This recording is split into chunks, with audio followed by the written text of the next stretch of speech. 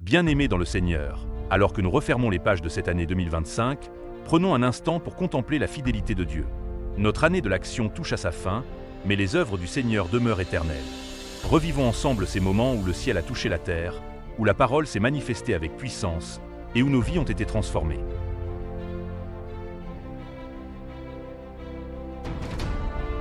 Comme à l'accoutumée, c'est dans une grande liesse et dans la joie que le peuple de Dieu a célébré le passage à cette nouvelle année, par un grand moment de louange et d'adoration. Un culte mémorable où les voix se sont élevées à l'unisson pour rendre gloire à Dieu et proclamer sa fidélité. Ainsi, nous avons franchi ensemble le seuil de 2025 avec foi et espérance.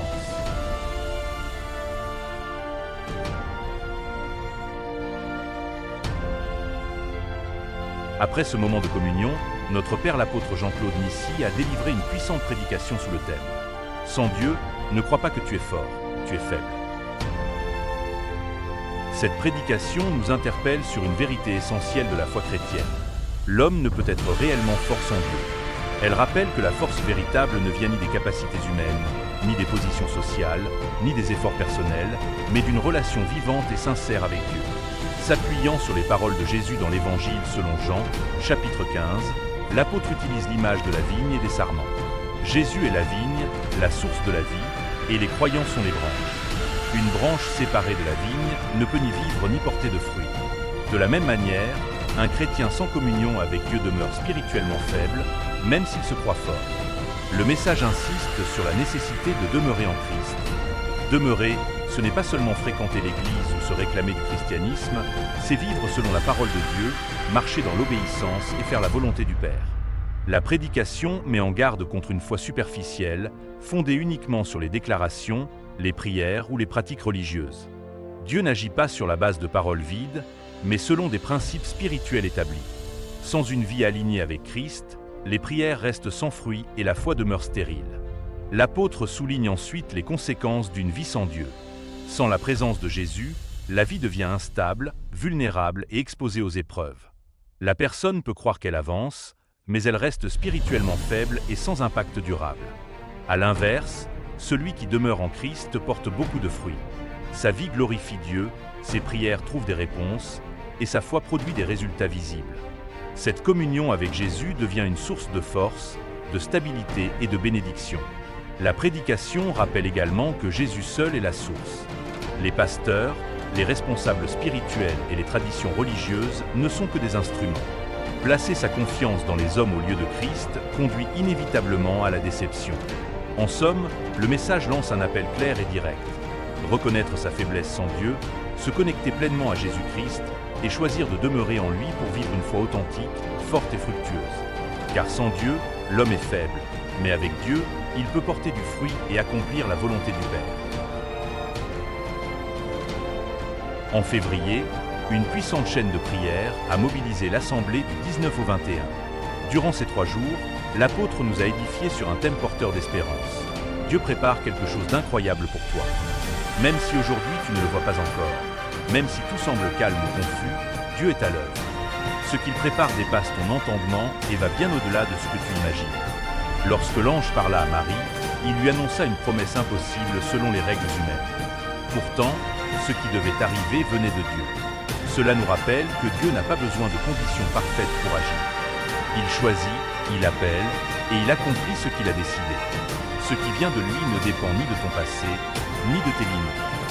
Dieu marche devant toi. Il ne t'abandonne pas, il ne te délaisse pas. Même quand tu avances sans comprendre la route, sa présence te précède et te soutient. Tu n'es jamais seul dans ce que tu traverses. Aujourd'hui, Dieu te demande de lever les yeux et de remplir ton cœur de joie. Ne reste pas attaché aux choses d'hier, car il est en train de faire quelque chose de nouveau. Ce qu'il prépare est vivant, puissant et porteur d'espérance. Là où tu pensais qu'il n'y avait plus de chemin, Dieu ouvre une voie. Devant tes yeux, Dieu va révéler sa puissance. Des choses que tu n'aurais jamais imaginées vont se manifester. Des situations bloquées vont se débloquer, des cœurs vont être restaurés et ta foi va être renouvelée. Ce ne sera pas pour ta gloire, mais pour que son nom soit exalté. La lumière de Dieu se lève sur ta vie. Peu importe les erreurs du passé, peu importe les chutes ou les regrets, l'amour de Dieu t'atteint aujourd'hui. Sa grâce couvre, restaure et relève. Là où il y avait de l'obscurité, Dieu fait briller sa gloire. Lève-toi, avance avec assurance. Ce que Dieu prépare pour toi est réel, puissant et merveilleux. Fais-lui confiance, car celui qui a promis est fidèle, et il accomplira pleinement ce qu'il a déclaré sur ta vie. Au terme de cette chaîne de prière, l'Assemblée s'est réunie pour un grand culte communautaire, le 23 février, avec un thème très pertinent, les 4 personnes qui déterminent ce que ta vie sera. Dans cette prédication, l'apôtre rappelle que la vie d'un homme n'est jamais le fruit du hasard. Elle est profondément influencée par certaines personnes clés, capables d'orienter son destin vers la bénédiction ou vers la souffrance. La première influence évoquée est celle des parents biologiques. Selon l'enseignement biblique, l'origine familiale peut transmettre des bénédictions comme des malédictions. Les actes, les paroles et même les choix des parents peuvent marquer la vie des enfants, parfois sur plusieurs générations. D'où l'importance, pour le croyant, de reconnaître son origine, d'honorer ses parents, mais aussi de prier pour briser toute malédiction héritée. La deuxième personne déterminante est le Père spirituel. Il est celui qui engendre dans la foi, qui encadre spirituellement et qui veille sur l'âme. L'orateur met en garde contre les engagements spirituels pris sans discernement, rappelant qu'un mauvais encadrement peut freiner la destinée. La troisième influence majeure concerne le choix du conjoint. Le mariage est présenté comme une alliance sacrée qui ne doit jamais être conclue sans la consultation de Dieu. De nombreuses souffrances conjugales trouvent leur origine dans des choix guidés par l'argent, l'apparence ou la pression sociale, plutôt que par la volonté divine. Enfin, la prédication souligne l'impact des relations et fréquentations. Les mauvaises compagnies peuvent corrompre les bonnes mœurs et détourner une personne de sa destinée. Il est donc essentiel de choisir avec soin les personnes que l'on autorise à influencer sa vie. Cette prédication invite chacun à faire preuve de discernement dans ses relations humaines et spirituelles. Car ce sont ces choix, parfois invisibles, qui déterminent ce que la vie deviendra. Le 20 avril, comme toute l'humanité, la communauté chrétienne des messagers de l'unité a célébré la fête de Pâques.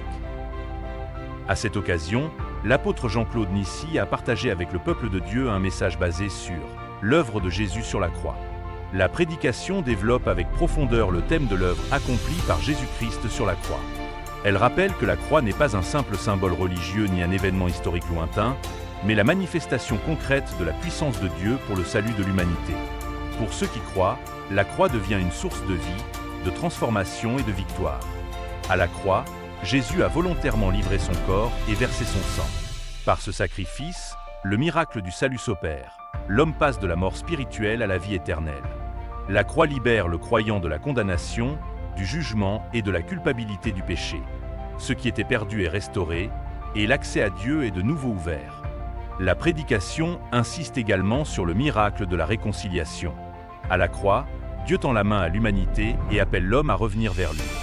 La relation brisée par le péché est réparée, et le croyant entre dans une nouvelle alliance fondée sur la grâce et la miséricorde. Un autre miracle souligné est la victoire dans les épreuves. Grâce à l'œuvre de la croix, le croyant reçoit la force de demeurer ferme dans la foi, de résister aux difficultés et de garder son âme, même au milieu des tempêtes de la vie. La croix est aussi présentée comme une source de protection et d'autorité spirituelle.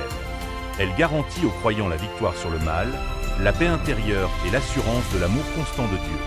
La foi en l'œuvre de Jésus permet de marcher avec confiance, quelles que soient les circonstances. Cette prédication lance un appel fort et personnel. Reconnaître l'œuvre de Jésus sur la croix, croire en sa puissance et recevoir les miracles qu'elle offre. La croix demeure ainsi le centre du message chrétien, le lieu du salut, de la réconciliation, de la victoire et de la vie éternelle. Au terme du culte pascal, l'Assemblée a communié à la Sainte Seine. Un moment solennel et sacré où chaque croyant s'est souvenu du sacrifice de Jésus-Christ, de son corps brisé et de son sang versé pour notre rédemption. Dans le recueillement et la gratitude, nous avons renouvelé notre alliance avec le Seigneur, conscients de la grâce immense qui nous a été accordée à la croix.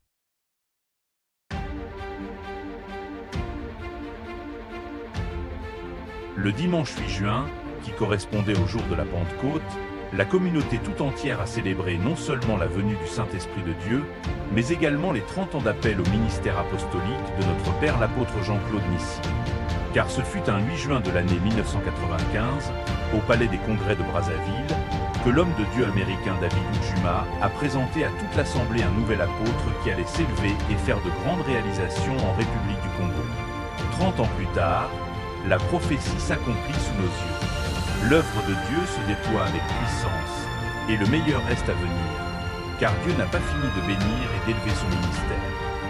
En ce jour de Pentecôte, nous avons eu le privilège de recevoir un éminent homme de Dieu, l'évêque Roch Fortuné Ngatsé. L'évêque nous a partagé un thème qui nous a plongé dans la grâce de la Pentecôte, à savoir les raisons pour lesquelles Dieu nous a donné le Saint-Esprit. L'évêque rappelle d'emblée une vérité fondamentale. Dieu travaille toujours par des alliances. Il établit une alliance avec une personne et autour d'elle tout trouve son équilibre. C'est pourquoi la notion de père spirituel occupe une place centrale dans le message. Dans la pensée hébraïque, le mot Abba signifie la source. Il existe une différence entre la source et les ressources. La source alimente, les ressources s'épuisent. Mal comprendre le rôle d'un père spirituel conduit à la perte des repères et à la stérilité spirituelle. Celui qui n'a pas de père moto azangi tata sera sans repère akozanga nzela ya et kolanda finira par être une vipère. pe akosuka kozala lokola nyoka. Après cet enseignement, le message s'oriente vers le cœur du thème. La Pentecôte est le don du Saint-Esprit. La Pentecôte est une fête prophétique ancienne, connue dans l'Ancien Testament sous le nom de fête de la moisson. Dans le Nouveau Testament, elle prend le nom de Pentecôte en référence aux 50 jours après la résurrection de Jésus-Christ. C'est à ce moment précis que Dieu accomplit une promesse majeure, le don du Saint-Esprit. L'évêque insiste, on ne peut pas recevoir le Saint-Esprit et rester le même. La Pentecôte marque un avant et un après. Une clarification essentielle est apportée. Le Saint-Esprit n'est pas une simple force. Il est une personne, pleinement Dieu. Le prédicateur explique la Trinité, un seul Dieu, manifesté en 3 dimensions. Le Père décrète le salut, le Fils accomplit le salut à la croix, et le Saint-Esprit applique et c'est le salut dans la vie du croyant. De cette œuvre découlent de nombreux bénéfices spirituels. Celui qui a le Fils a la vie, et cette vie inclut la bénédiction, l'élévation, la restauration, la grâce, la fécondité et l'excellence. Enfin, l'évêque expose l'une des raisons majeures pour lesquelles Dieu a donné le Saint-Esprit, établir une vie de sanctification. Sans elle, aucune vie chrétienne authentique n'est possible. La prédication se conclut par un appel fort. Le christianisme ne se limite ni à la fréquentation de l'Église, ni aux activités religieuses. Il s'agit d'une vie transformée, assumée et conduite par le Saint-Esprit. Car là où l'Esprit de Dieu est présent, la vie change, le péché recule, et l'homme marche vers l'accomplissement du plan divin. Du 21 au 22 juin, nous avons vécu 2 grandes journées évangéliques au sein de notre cellule de lycée, avec pour thème « Proclamer la parole de Dieu dans le désert de votre vie ». Durant ces 2 jours, l'apôtre aborde une réalité que tout croyant traverse, le désert. Le désert symbolise ici toutes les situations difficiles, les épreuves douloureuses et les moments de crise que nous traversons. C'est le temps de la solitude, du manque et parfois même du sentiment d'abandon. Face à ces circonstances adverses, comment vaincre ? Comment traverser le désert sans perdre la foi ? La réponse se trouve dans la parole de Dieu. L'apôtre s'appuie sur 2 passages du livre de Job. Job 19, verset 25 déclare « Mais je sais que mon Rédempteur est vivant ». Et Job 42, verset 2 ajoute « Je reconnais que tu peux tout et que rien ne s'oppose à tes pensées ». Job est l'exemple parfait de l'homme plongé dans le désert le plus profond. Il a tout perdu, ses biens, ses enfants, sa santé. Pourtant, au cœur de sa souffrance, il a déclaré « Je sais que mon Rédempteur est vivant ». Malgré tout, Job n'a pas abandonné sa foi. Il y a des moments de doute dans la vie du croyant. Des moments où nous sommes dépourvus de toute chose, où nous nous sentons vides et découragés. Mais le message est clair, nous ne devons pas abandonner. Car par le simple fait que nous avons cru en Dieu, il ne nous abandonnera point. C'est là qu'intervient la puissance de la proclamation. Proclamer la parole de Dieu dans le désert, c'est affirmer la vérité divine malgré ce que nos yeux voient. C'est déclarer que Dieu est capable, qu'il est fidèle, même quand tout semble dire le contraire. Ce que nous proclamons dans le désert détermine ce que nous vivrons à la sortie. Le désert n'est pas une fin, c'est un passage. Et celui qui proclame la parole dans son désert verra la main de Dieu se manifester, tout comme Job a vu sa restauration. Comme celles qui ont été tenues à la cellule du lycée, 2 autres journées évangéliques ont eu lieu à la cellule de Mikalou, du 5 au 6 juillet, sous le thème du désespoir à l'espoir. Pendant ces journées, la prédication est centrée sur un message puissant. Même dans les situations les plus difficiles, l'espérance en Dieu demeure une source de vie, de résistance et de restauration. L'apôtre s'appuie sur une image biblique saisissante tirée du livre de Job, chapitre 14, versets 7 à 9, celle de l'arbre. Même lorsqu'un arbre est coupé et semble mort, il peut reprendre vie si ses racines sont attachées à l'eau. Cet arbre représente le chrétien. Les racines symbolisent la foi et l'eau représente Jésus-Christ et le Saint-Esprit. Tant que le croyant reste connecté à Christ, il y a toujours de l'espoir. L'espérance en Dieu n'empêche pas les épreuves, mais elle permet de les affronter avec force et persévérance. Le malheur peut se présenter, mais le croyant n'est pas sans défense, car Dieu est vivant et agit continuellement. La prédication insiste sur l'importance de mettre sa confiance en Dieu et de croire en son action à travers ses serviteurs. Dieu agit par des hommes qu'il choisit, comme il l'a fait avec Moïse, Élie et Élisée. Le manteau d'Élie, repris par Élisée, symbolise la continuité de l'onction et de la puissance divine. Un point central du message est que l'incrédulité empêche les miracles. Dans le village natal de Jésus, peu de miracles furent accomplis à cause du manque de foi. Pour recevoir l'action de Dieu, il faut croire, honorer et reconnaître l'instrument que Dieu utilise. Cette prédication appelle chacun à placer son espérance en l'Éternel, le Dieu vivant, aujourd'hui révélé pleinement en Jésus-Christ. Celui qui espère en Dieu est heureux, résistant et ouvert à la transformation. Là où il y a l'espérance, la restauration est possible, le changement est possible et la délivrance est possible. En septembre, du 4 au 7, nous avons vécu le temps fort de notre année, le grand rassemblement des champions, GRC, 10e édition. Durant 4 jours, l'évêque Roch Fortuné Ngatse nous a édifiés sur un thème porteur d'espérance. Dieu n'a pas fini avec toi.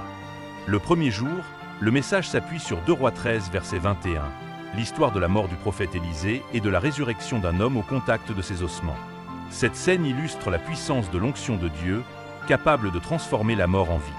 Lorsqu'une personne est touchée par l'onction divine, sa vie ne peut plus rester la même. L'homme de Dieu a enseigné que les années peuvent se ressembler, mais les opportunités ne sont jamais les mêmes. Chaque saison de la vie apporte ses propres défis et ses propres grâces. Ce que l'on a vécu hier ne définit pas ce que Dieu réserve pour aujourd'hui ou pour demain. Le message souligne aussi les 3 dimensions de la vie, le passé, le présent et le futur. Les hommes peuvent parler du passé et juger le présent, mais Dieu se concentre sur l'avenir. Malgré les épreuves, Dieu déclare à chacun « Je n'ai pas fini avec toi ». Personne n'a le droit de mépriser ou de condamner le futur que Dieu prépare. Enfin, le message insiste sur la dimension de la foi. Les miracles ne dépendent pas seulement des paroles ou des promesses entendues, mais d'une foi vivante et ferme. C'est par la foi et par le contact avec l'onction de Dieu que la vie, la restauration et les miracles se manifestent. Le deuxième jour, le message s'appuie principalement sur Juges chapitre 6 et 2 Corinthiens 10 versets 3 à 5 pour enseigner sur le combat spirituel et la restauration du peuple de Dieu. Israël traverse une période de grande oppression à cause des Madianites, conséquence directe de sa désobéissance envers Dieu. Le peuple est appauvri, terrorisé et contraint de se cacher. Dans ce contexte de détresse, Dieu répond au cri d'Israël en appelant Gédéon, un homme qui se voit lui-même comme faible, insignifiant et incapable. Dieu appelle pourtant Gédéon, vaillant héros, montrant ainsi qu'il ne voit pas l'homme selon son état présent, mais selon son appel et sa destinée. La délivrance commence lorsque Gédéon accepte que Dieu soit avec lui, malgré ses peurs et ses complexes. Avant de combattre l'ennemi extérieur, Madian, Dieu demande à Gédéon de renverser les autels de Baal dans sa propre maison. Le message insiste sur le fait que la victoire spirituelle commence par la purification intérieure et familiale. On ne peut pas vaincre l'ennemi tout en conservant des compromis spirituels. L'évêque rappelle que le combat du chrétien n'est pas charnel, mais spirituel. Les véritables ennemis ne sont pas les hommes, mais les puissances spirituelles, les forteresses mentales, les raisonnements et les influences qui s'opposent à la connaissance de Dieu. Enfin, le message souligne que le diable ne craint pas la religiosité, ni la simple fréquentation de l'Église, mais il craint ceux qui sont réellement engagés avec Dieu, obéissants et transformés. La délivrance, la percée et la victoire viennent lorsque le croyant se tient pleinement dans son identité d'enfant de Dieu et marche selon l'appel divin. Le troisième jour, le message enseigne que Dieu répond souvent aux prières en passant par des hommes qu'il établit comme canaux de bénédiction. Père spirituel, serviteur de Dieu. Les exemples bibliques d'Anne, de la femme sunamite, d'Élisée et d'Élie montrent que ce que l'on cherche ne se trouve pas toujours là où on le pense, mais dans la connexion que Dieu a établie. L'évêque insiste sur l'honneur et l'attachement spirituel. Une onction qu'on n'honore pas ne peut pas nous bénir. Dieu bénit par des canaux humains, comme il fait passer la vie par un père et une mère. Le rejet de Jésus à Nazareth a bloqué les miracles à cause du manque d'honneur. Il explique que la connexion spirituelle est une source de vie, de longévité et de progrès, comme un appareil branché à une prise. Une fois déconnecté, il finit par s'arrêter. Rester connecté est donc essentiel. Le message central est un encouragement fort. Dieu n'a pas fini avec toi, malgré les problèmes, les épreuves ou les moments de doute. Les difficultés ne suppriment pas les promesses de Dieu. Le passé douloureux peut devenir une force et un témoignage. Ensuite, l'évêque enseigne sur la grandeur et la vision. La grandeur dépend de la vision. On ne peut pas servir un grand Dieu avec une petite mentalité. Dieu agit à la mesure de ce que l'on est capable de voir et de recevoir. Enfin, il présente la première arme du champion, le nom de Jésus. Le vrai pouvoir ne vient ni de l'argent ni des capacités humaines, mais de Jésus vivant en nous. Porteur le nom de Jésus, sans le porter dans sa vie, est insuffisant. Celui qui a Jésus possède l'autorité et le pouvoir spirituel pour faire face au combat. Le message se termine par un appel à recevoir Jésus, avec un témoignage personnel montrant que la puissance du nom de Jésus apporte la guérison, la délivrance et la vie, là où les solutions humaines échouent. Le 4e jour, le message est centré sur l'histoire biblique de Joseph, tirée de Genèse chapitre 41, et transmet une forte exhortation spirituelle, prophétique et pratique. L'évêque enseigne d'abord que Dieu agit par processus. Avec Dieu, la destinée se réalise par étapes. Dieu montre souvent la vision, mais pas le chemin de souffrance qui y mène. Les épreuves ne signifient pas la fin, mais une préparation nécessaire. Joseph est présenté comme un type de Christ. Il est aimé de son père Jacob, comme Jésus est aimé du Père. La tunique bigarrée symbolise sa destinée prophétique, incomprise par les autres. Être différent attire parfois la haine et les combats. Le message insiste sur le fait que la souffrance n'annule pas les promesses. Les frères de Joseph l'ont vendu, mais ils n'ont pas vendu ses rêves. On peut déchirer les vêtements, mais pas l'onction ni les promesses de Dieu. Les combats sont souvent la preuve d'une grande destinée. Joseph passe par plusieurs étapes avant d'atteindre son but. Le père qui représente la protection et l'amour, le puits symbolisant l'abandon et l'humiliation, Potiphar avec le service et l'injustice, la prison marquée par l'oubli et l'épreuve, avant d'arriver au palais pour l'élévation, et enfin Pharaon qui représente l'autorité suprême. Chaque difficulté est un arrêt, pas le terminus. L'élévation finale de Joseph illustre la fidélité de Dieu. Dieu lui donne sagesse, autorité et influence. Pharaon lui donne l'anneau qui symbolise le pouvoir et l'autorité, le vêtement de fin lin représentant la pureté et la justification, et le collier d'or signe de l'honneur. L'Esprit de Dieu ne sert pas seulement à prêcher, mais aussi à gouverner, entreprendre et diriger. L'évêque rappelle que les échecs ne sont pas une fatalité, mais une école. La souffrance doit devenir un moteur de réussite. Dieu peut transformer une situation insignifiante en miracle. Le message insiste aussi sur l'importance de l'équilibre entre le spirituel et le matériel. La prière est essentielle, mais le travail crée l'argent. Il existe une différence entre l'emploi qui est donné et le travail qui est créé. Sans ressources, même une bonne vision peut être bloquée. Enfin, l'appel final est clair. Ne méprise personne, ne te décourage pas dans l'épreuve, reste pur, intègre et fidèle à Dieu. Car Dieu n'a pas fini avec toi, même si ta situation actuelle semble contraire à ta destinée. Au terme de ces 4 jours exceptionnels, le grand rassemblement des champions a marqué les cœurs et transformé les vies. À travers ces enseignements, un message central a résonné, Dieu n'a pas fini avec toi. Nous avons appris que l'onction de Dieu transforme la mort en vie, que les épreuves ne sont pas une fin mais une préparation, que la victoire commence par la purification intérieure et que notre connexion spirituelle est essentielle pour avancer. Mais au-delà des enseignements, ces 4 jours ont été marqués par une atmosphère exceptionnelle de louange et d'adoration. Les voix se sont élevées dans une unité remarquable, les cœurs ont adoré avec ferveur, et la présence de Dieu s'est manifestée puissamment au milieu de son peuple. L'ambiance de joie, de foi et de communion fraternelle a créé un environnement propice au miracle et à la transformation. Ces 4 jours ont été plus qu'un rassemblement. Ils ont été un tournant spirituel, un moment de grâce où les champions de Dieu ont été équipés, restaurés et repositionnés pour la suite de leur destinée. Car avec Dieu, le meilleur reste à venir. Bien-aimés frères et sœurs, nous voici au terme de ce voyage à travers l'année 2025, notre année de l'action. Quelle année extraordinaire nous avons vécue! Du culte de passage en Nouvel An jusqu'au grand rassemblement des champions, chaque moment a été marqué par la fidélité de Dieu et sa présence manifeste au milieu de nous. Nous avons été édifiés par des enseignements puissants qui ont transformé nos vies. L'importance de demeurer en Christ, les personnes qui déterminent notre destinée, l'œuvre de la croix, le don du Saint-Esprit et la certitude que Dieu n'a pas fini avec nous. Nous avons célébré ensemble les grandes fêtes chrétiennes, commémoré les 30 ans de ministère de notre Père l'apôtre Jean-Claude Nissi et vécu des moments inoubliables d'évangélisation et de rassemblement. Tout au long de cette année, la louange et l'adoration ont rempli notre sanctuaire, la communion fraternelle s'est renforcée et de nombreux miracles ont attesté de la puissance de Dieu parmi nous. 2025 restera gravé dans nos mémoires comme une année d'action, de foi et de victoire. Alors que nous fermons ce chapitre, nous le faisons avec reconnaissance et gratitude envers Dieu pour sa bonté, sa grâce et sa fidélité. Et maintenant, nous nous tournons vers 2026 avec une attente joyeuse et une foi renouvelée. Car 2026 a été déclarée notre année de la récolte. Après avoir semé dans les larmes et agi avec foi en 2025, le temps est venu de moissonner les fruits de notre obéissance et de notre persévérance. L'année de la récolte sera celle où nous verrons se manifester les promesses de Dieu, où nos prières trouveront leur réponse, où nos efforts porteront du fruit, et où la bénédiction de Dieu se déversera abondamment sur nos vies, nos familles et notre assemblée. Préparons-nous donc à recevoir, car Dieu s'apprête à accomplir de grandes choses parmi nous. Le meilleur reste toujours à venir. Que Dieu soit glorifié pour cette année bénie, et qu'il nous prépare pour les merveilles de 2026.